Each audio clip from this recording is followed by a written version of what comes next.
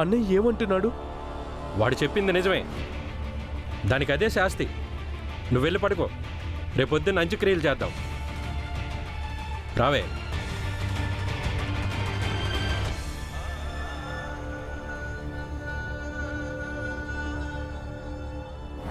వదినా, నువ్వే నాకు దేవతవి. నేను జీవితాంతం నీకే దండం పెట్టుకుంటాను.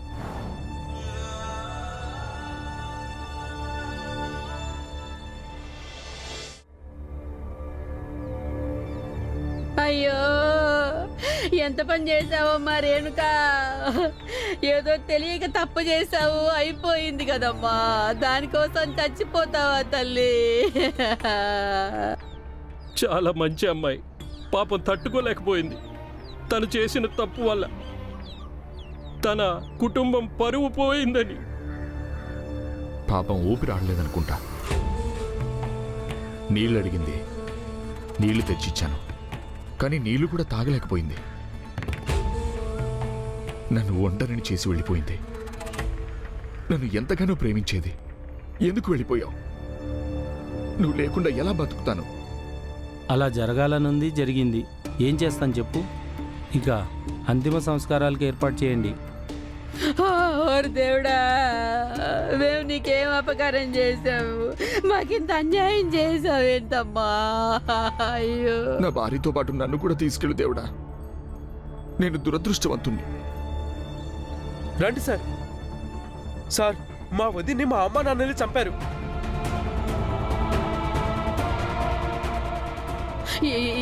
ఏమంటున్నావురా భాస్కర్ నువ్వు? అసలు మేమెందుకు చంపుతావురా మా కోడల్ని? అది పోయినందుకు అందరికంటే ఎక్కువ బాధ మాకే ఉంది.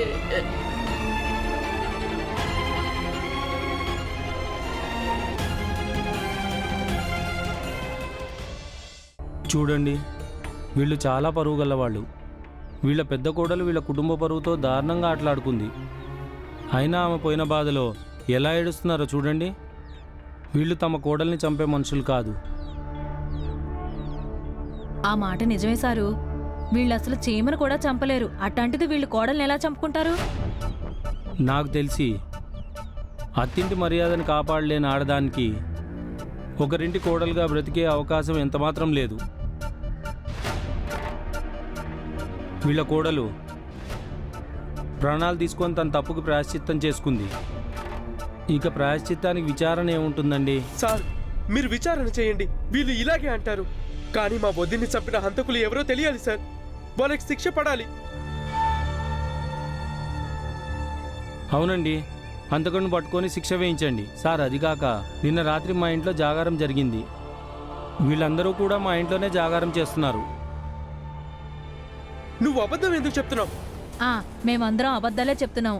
మీ అమ్మా నాన్న అబద్ధం చెప్తున్నారు, మీ అన్నయ్య అబద్ధం చెప్తున్నారు. నువ్వు ఒక్కడవే నిజం చెప్తున్నావు. నువ్వేం కొడుకువి? నీ ముసలి తల్లిదండ్రుల మీద నేరం మోపడానికి సిగ్గనిపించట్లేదా నీకు? ఇప్పుడు విచారణ చేయడానికి ఇంకా ఏం మిగిలింది? నువ్వు మీ అమ్మా నాన్న మీద ఏదైతే ఆరోపణ చేసావో అది వీళ్ళందరి మాటల వల్ల నిరాధారమైందని రుజువు అవుతుంది. ఈ దుఃఖాన్ని భరించడానికి భగవంతుడు మీ అందరికి శక్తినివ్వాలి. ఈ దుర్ఘటన గురించి ఎంక్వైరీ చేయడం నా డ్యూటీ. కానీ ఇక్కడున్న ప్రత్యక్ష సాక్షులు చెప్తున్నారు మీరు వాళ్ళతో పాటే ఉన్నారని. నేను వెళ్తున్నాను. మీరు ఇంక అంతిమ సంస్కారానికి ఏర్పాట్లు చేసుకోండి. Sir sir sir sir sir, నా మాట వినండి. నా వదిన ఆత్మహత్య చేసుకోలేదు. ఆమెని హత్య చేశారు. మీరు విచారణ చేయండి సార్. అప్పుడు మీకు మొత్తం నిజం తెలుస్తుంది. సార్ సార్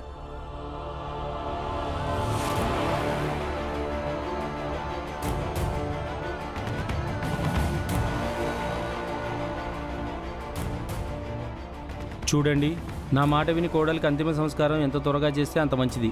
నేను ఊళ్ళోకి వెళ్ళి మన వాళ్ళని పిలుచుకొస్తాను. తర్వాత కార్యక్రమం కానిద్దాం.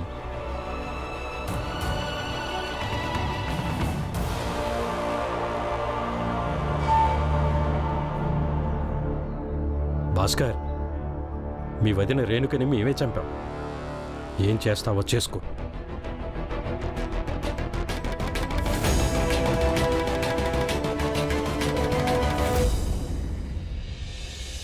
బియ్యం ఏరడం అయిపోయిందా? అరే ఆనంద్ బాలా, ఏంటి ఏమైంది? ఏమైంది? ఆనందన్నయ్య బాలాన్నయ్య ఎందుకు ఇలా రప్పుతున్నారు? ఏంటో చెప్పండి. మంజుల, భాస్కర్ వాళ్ళ వదిన చచ్చిపోయింది. చచ్చిపోవడం ఏంటి? అయ్యో, కానీ ఎలా చనిపోయింది?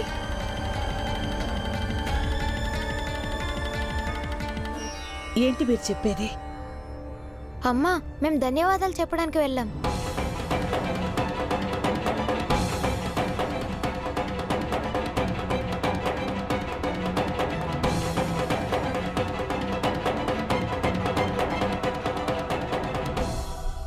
ఏమో తెలీదు. పెళ్లి జరిగినందుకు ఇంకా ఏమేం పరిణామాలు జరుగుతాయో. అసలు ఇదంతా మీ ఇద్దరి కారణంగానే జరిగింది. ఒక ఆడపిల్ల పెళ్లి పీటల దాకా వచ్చి ఆగిపోయింది. ఇప్పుడు ఒక అమ్మాయి ప్రాణం పోయింది. వదినా, నిజమే, ఇది ఏదైతే జరిగిందో అది మంచిది కాదు. అంటే దాని అర్థం ఇది కాదు, మన పిల్లల్నిద్దరినీ ప్రతిదానికి బాధ్యుల్ని చేయడం. ఆమె చచ్చిపోవడానికి ఈ పెళ్లి చెడిపోవడానికి అసలు సంబంధం ఏముంది? నాకు తెలిసిందల్లా ఒకటే అత్త, మంజుల ఇంటికి వెళ్ళలేదు చాలు. ఎవరికి తెలుసు, రేపు మా చెల్లెల్ని కూడా ఇలాగే చంపేవారేమో. నిజానికి ఆ అమ్మాయి చావుకి మనందరం బాధ్యులమే అవుతాం. ఎంత మాత్రం కాదు.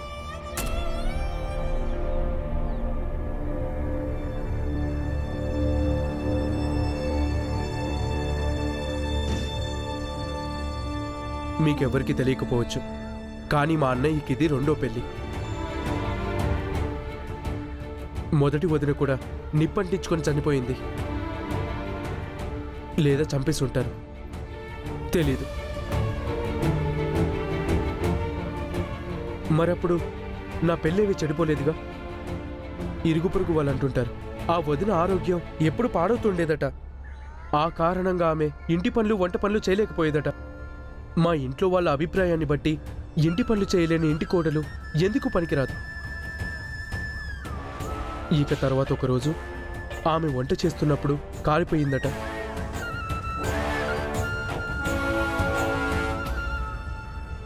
లేక కాల్చి చంపారు, తెలీదు.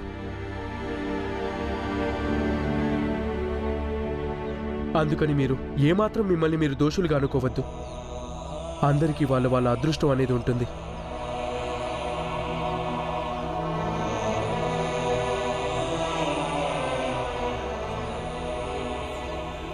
మీ అన్నదమ్ములిద్దరూ దీన్ని మా వదిన వాళ్ళ ఇంటి నుంచి తెచ్చారు. దీంట్లో మా వదిన వెన్నో కష్టపడి సంపాదించిన మెడల్స్ ఉన్నాయి. వీటిని మంజులకి ఇవ్వండి. మీరు వీటిని తన దగ్గర పెట్టుకుంటే తను ఇంకా పట్టుదలగా చదువుతుంది. మా వదిన ఏ లోకంలో ఉన్నా సరే ఆమె ఇలా అనుకుంటుంది, తను కూడా ఇంకా చదువుకుంటున్నట్టు.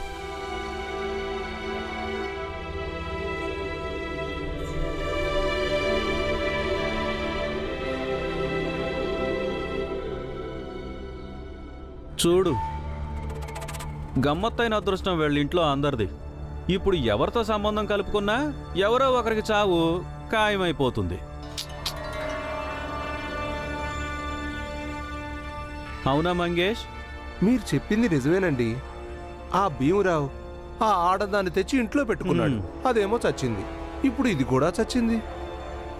మీరు కూడా మా ఇంటికి దూరంగా ఉండండి. ఎవరికి తెలుసు, ఒకవేళ మా కుటుంబాన్ని ఎగతాళి చేస్తూ చేస్తూ మీరు కూడా చచ్చిపోతారేమో. సెట్ గారు, వాడు ఏమంటున్నాడో చూసారా? నిన్ను మేం కాదు, నువ్వు చస్తావు, నీ కుటుంబం చస్తుంది. ముందు భీమరావు పారిపోయాడు, వాడు వెనకాల మీ నాన్న పారిపోయాడు. మీరే చెప్పారుగా సాయంత్రానికల్లా ఇంటికి వస్తాడని. మరి వాళ్ళు వచ్చారా? లేదు కదా.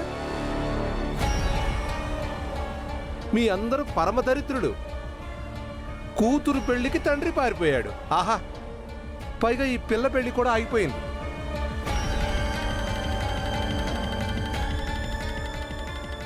మా అందరికంటే మీరు ఎందుకు వెనకబడ్డారో తెలుసా? ఎందుకంటే మీరు దరిద్రులు. ఇక మాకు ఎప్పుడు అవకాశం దొరికితే అప్పుడు మీకు అది రుజువు చేస్తుంటాం. మీరందరూ దరిద్రులని తెలిసిందా? భలే చెప్పావు మంగేష్. పద.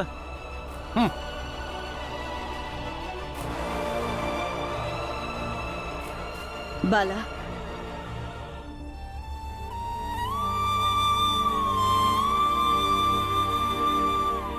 బాబు, మీ కుటుంబానికి జరిగిన నష్టమేమీ చిన్నది కాదు. మీ వదిన ఇలా చనిపోవడం మాకు చాలా బాధగా ఉంది. ఇంకా మీ దుఃఖంలో మా కుటుంబానికి కూడా భాగం ఉంది. మీరెవ్వరూ ఏమీ బాధపడకండి. భీమరావు ఇంకా వాళ్ళ నాన్న త్వరగా తిరిగొస్తారు. ఒకవేళ మీకు ఏదైనా సహాయం అవసరం అయితే మీరు నాకు చెప్పండి. వద్దు వద్దు బాబా, నీ నుంచి మేము సహాయం తీసుకోము. నీకు చేతులెత్తి దండం పెడుతున్నాను బాబు, ఇంకెప్పుడు ఇంటికి రావద్దు. ఎందుకంటున్నానంటే బాబు, మా కారణంగా మా శత్రువులు నీకేమైనా హాని చేస్తారని.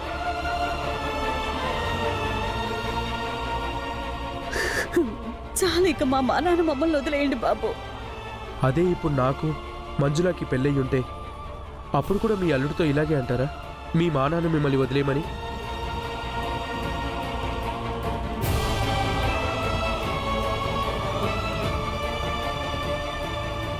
పెళ్లి జరగలేదు కదా?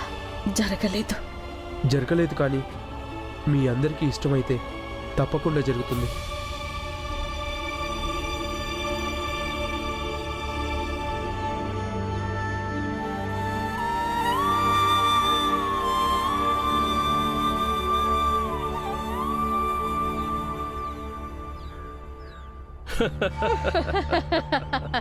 అరే నువ్వెందుకు బాధపడుతున్నావురా? నీకు 3వ పెళ్లి చేస్తాంలేరా. కానీ అమ్మా, నాన్న, ఈసారి మీరు పెళ్లి చేయడానికి ముందే తెలుసుకోవాలి. నేను పెళ్లి చేసుకునే అమ్మాయి చదువుకుని ఉండకూడదని, లేకపోతే చిరాకు తెప్పిస్తుంది. వీడు చెప్పేది నిజమే. చదువు అనేది బుద్ధిని భ్రష్టు పట్టిస్తుంది.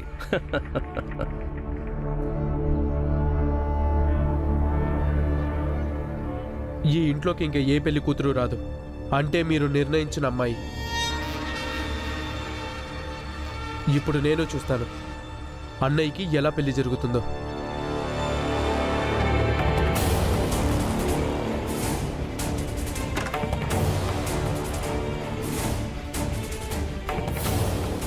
తండ్రి సంపాదనతో పెరుగుతున్నావు, తిరిగి తండ్రినే అంటున్నావా? తండ్రి నీడ నుంచి బయటికి వెళ్తే ఆకలితో మాడి చేస్తావు.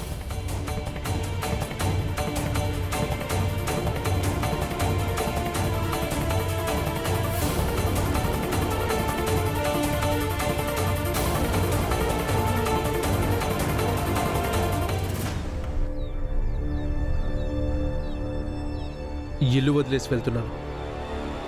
నీ నీడలో ఉండలేను. నీ సంపాదనతో బ్రతకలేను నేను. నేను ఈ ఇంట్లో ఉండకపోవచ్చు, అయినా కూడా అన్నయ్యకి మాత్రం పెళ్ళవని మనం. భాస్కర్, నీకేమైనా పిచ్చి పట్టిందారా? నువ్వు కూడా మా కొడుకువేగా. నాన్న ఏదైతే అన్నాడో అది కోపంలో అన్నాడ్రా. నువ్వు ఆయన సంపాదన మీద బతుకుతున్నావని. అమ్మా, నాకు ఒక విషయం అర్థమైంది. ఎప్పటి వరకు ఈ ఇంటి కొడుకులు ఈ ఇంటి కోడల కోసం గలం ఎత్తడం జరగదో అప్పటి వరకు ఏమీ మార్పు రాదు. భాస్కర్,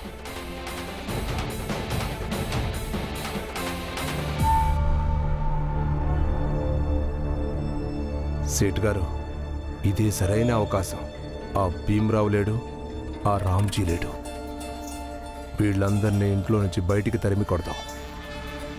ఊరికి పట్టిన దరిద్రం వదులుతుంది, మన గ్రామం శుద్ధైపోతుంది. మంచి ఆలోచన మంగేష్. కళంకాన్ని చెరిపేయాల్సిందే. పదైతే ఊళ్ళో వాళ్ళందరినీ ఏకం చేద్దాం. వద్దొద్దు సేట్ గారు, పగలు వెలుగులో వద్దు. ఒకవేళ మనం ఇప్పుడు పగటిపూట మన ఊళ్ళో వాళ్ళని ఏకం చేశామంటే అప్పుడు ఆ పెంచల మాస్టారు, ఆ అంబేద్కర్ మాస్టర్ కూడా వచ్చేస్తారు ఎగేసుకుంటూ. వచ్చి జనాలకు రీతులు చెప్పడం మొదలెడతారు. వాళ్ళు బోధలకి మన వాళ్ళు మనసు మార్చుకున్నా మార్చుకోవచ్చు. ఈ పద్ధతి అంతగా పనిచేయదు. వాళ్ళిద్దరూ మన పథకం చెడగొడతారు. కానీ మరి ఏం చేద్దామంటావు? సేటు గారు, డబ్బు ఖర్చు పెట్టండి. కొందరు రౌడీ ముఖాలకి ముసుగులు వేయించి ఇక్కడికి తీసుకురండి. వాళ్ళు రాత్రి చీకటిలో చెత్త అంతా శుభ్రం చేసేస్తారు. 3వ కంటికి తెలియకుండా పని అయిపోతుంది. గుంపులు పోగు చేయడం వల్ల పని అవ్వదు సేటు గారు.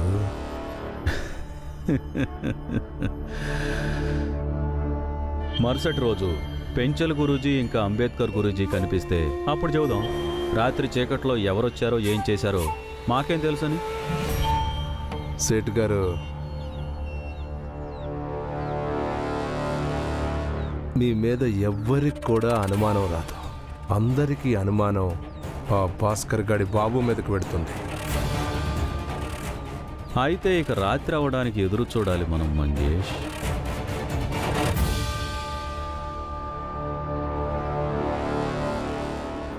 సామాన్లన్నీ పగలగొట్టేయండి, మొత్తం పగలగొట్టేయండి. ఏయ్!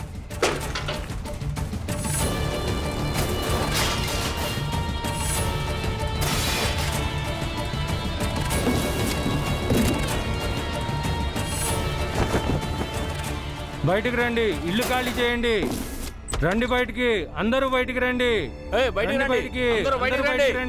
రండి బయటికి. ఎవరు మీరంతా?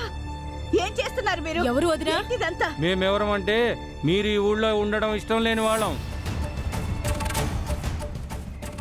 ఎందుకంటే మీకు అసలు ఈ ఊర్లో ఉండే అర్హత లేదు. కూతురు పెళ్లి అర్ధాంతరంగా ఆగిపోయింది. ఇంకా తండ్రి కొడుకులు ఇల్లు వదిలిపెట్టి వెళ్ళిపోయారు. మొత్తం అందరూ బయటికి రండి. ఎక్కడికి వెళ్తాం మేము? అదంతా మాకనవసరం, మీరు ఎటైనా వెళ్ళండి.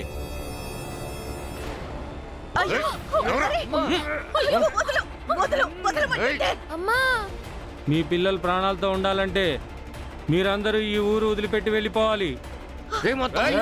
ఆగు. ఏయ్. ఏయ్. మీరెలా చెప్తే అలా చేస్తాం మేము.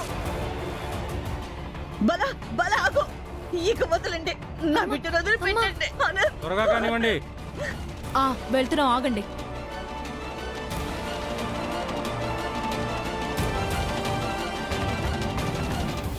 ఇవాళ రాత్రి నక్షత్రాల సాక్షిగా రామ్జీ కుటుంబానికి ఆఖరి రాత్రి అవుతుంది. రేపు ఉదయించబోయే సూర్యుడు మన ఊరికి ఒక కొత్త శుభోదయాన్ని తీసుకొస్తాడు. ఏం చెప్పారు సేటు గారు? వాళ్ళు ఇక్కడి నుంచి వెళ్ళిపోతే మన ఊరు బాగుపడుతుంది. అలాగే మన ఊరుకున్న దరిద్రం పోతుంది.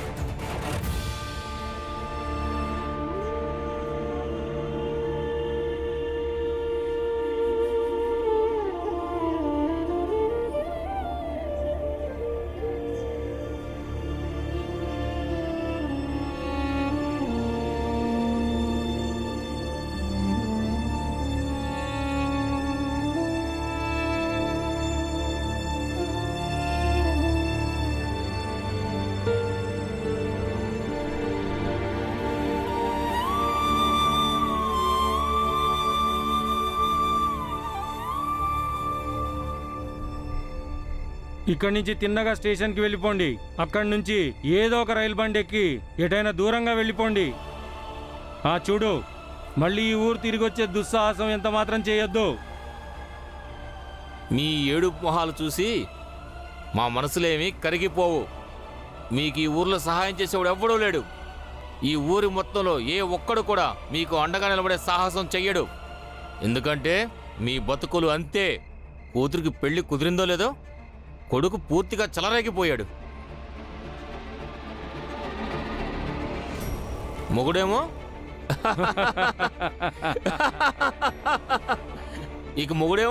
ఇల్లు వదిలి పారిపోయాడు. ఇంకా ఈ ఊర్లో మీకెవరూ సాయం చేయరు. నీ మొగుడు కూడా తిరిగి వస్తాడని నాకు అనిపించడం లేదు. వెళ్ళండి ఇక్కడి నుంచి. ఆగండి.